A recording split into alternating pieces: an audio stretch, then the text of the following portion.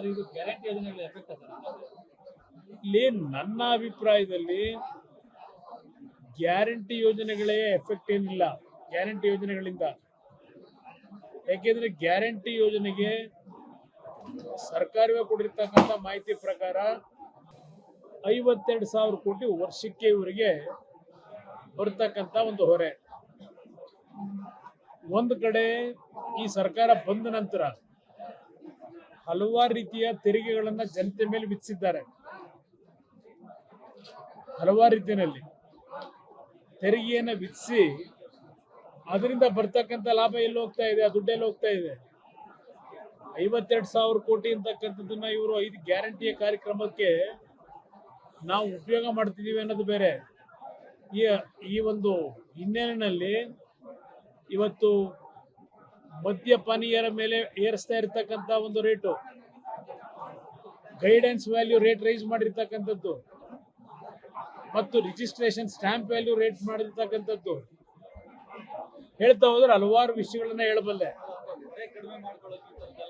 ಅದರಿಂದ ನಾನು ಗ್ಯಾರಂಟಿಯ ಸ್ಕೀಮ್ನಿಂದ ಸರ್ಕಾರಕ್ಕೆ ಇಕ್ಕಟ್ಟಿದೆ ಅಂತ ಹೇಳಲ್ಲ. ನಾನು ಮ್ಯಾನೇಜ್ಮೆಂಟ್ನಲ್ಲಿ ಇಲ್ಲಿ ಯಾರಿಗೂ ಕಂಟ್ರೋಲ್ ಇಲ್ಲ.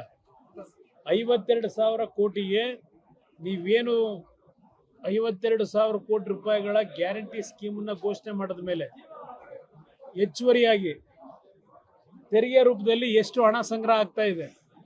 ನೀವು ಹಲವಾರು ತೆರಿಗೆಯನ್ನು ಹೆಚ್ಚಿಸ್ತಿರ್ತಕ್ಕಂಥ ಹಿನ್ನೆಲೆಯಲ್ಲಿ ಸರ್ಕಾರಕ್ಕೆ ಆದಾಯ ಎಷ್ಟು ಬಂತು? ಗ್ಯಾರಂಟಿ ಸ್ಕೀಮ್ ಹೆಸರಿನಲ್ಲೇ ತಾನೇ ಇದನ್ನೆಲ್ಲ ಜಾಸ್ತಿ ಮಾಡಿದ್ದು. ಅದಕ್ಕೆ ಹಣ ಹೊಂದಿಸ್ಬೇಕು ಅಂತ ಹೇಳಿ ಹಾಗಿದ್ರೆ ಹಣ ಎಲ್ಲಿಗೆ ಹೋಗ್ತಾ ಇದೆ? ಅದರ ಜೊತೆಗೆ ಈ ವರ್ಷ 1,05,000 ಕೋಟಿ ಸಾಲ ಬೇರೆ ಎತ್ತುತ್ತಾ ಇದ್ದೀರಿ. 1,05,000 ಕೋಟಿ. ಇಲ್ಲಿ ನೀವು ಗ್ಯಾರಂಟಿ ಸ್ಕೀಮ್ಗೆ ಹಣ ಇಟ್ಟಿರ್ತಕ್ಕಂಥದ್ದು 52,000 ಕೋಟಿ ನೀವು ಹೇಳೋದು. 1,05,000 ಕೋಟಿ ಸಾಲ ಬೇರೆ ಮಾಡ್ತಾ ಇದ್ದೀರಿ. ಇದ್ರ ಜೊತೆಗೆ ತೆರಿಗೆ ರೂಪದಲ್ಲಿ ದೊಡ್ಡ ಮಟ್ಟದಲ್ಲಿ ಜನಗಳಿಂದಲೇ ಇವತ್ತು ಹಣ ವಸೂಲಿ ಮಾಡ್ತಾ ಇದ್ದೀರಿ. ಇನ್ನು ಎಲೆಕ್ಟ್ರಿಸಿಟಿ ರೈತನಿಗೆ 2.5 ಲಕ್ಷ ರೂಪಾಯಿ ಕಟ್ಟಬೇಕು, ಒಂದು TC ಹಾಕ್ಸ್ಕೋಬೇಕು ಅಂದರೆ ಅಲಿಬೇಕಾಗಿದೆ. ಯಾವ್ಯಾವ ಬಾಬ್ತಿನಲ್ಲಿ ನೀವು ಯಾವ ರೀತಿಯಲ್ಲಿ ತೆರಿಗೆಯನ್ನು ಇವತ್ತು ಹೆಚ್ಚಿಸ್ಕೊಳ್ಳಿಕ್ಕೆ ಜನಸಾಮಾನ್ಯರ ಮೇಲೆ ಏರಿಕೆ ಮಾಡಿದ್ದೀರಿ.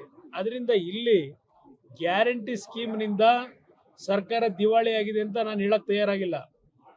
ಈ ಸರ್ಕಾರ ಕೆಲಸ ಮಾಡ್ತಕ್ಕಂಥದ್ರಲ್ಲಿ ಸರ್ಕಾರದ ಖಜಾನೆಯನ್ನ ಸ್ವೇಚ್ಛಾಚಾರವಾಗಿ ಇವತ್ತು ದುರ್ಬಳಕೆ ಮಾಡ್ತಾ ಇರೋದ್ರಿಂದ ಈ ಒಂದು ಸಂಕಷ್ಟಗಳನ್ನ ನಾವು ಕಾಣ್ತಾ ಇದ್ದೇವೆ ಅನ್ನೋದು ನನ್ನ ಅಭಿಪ್ರಾಯ.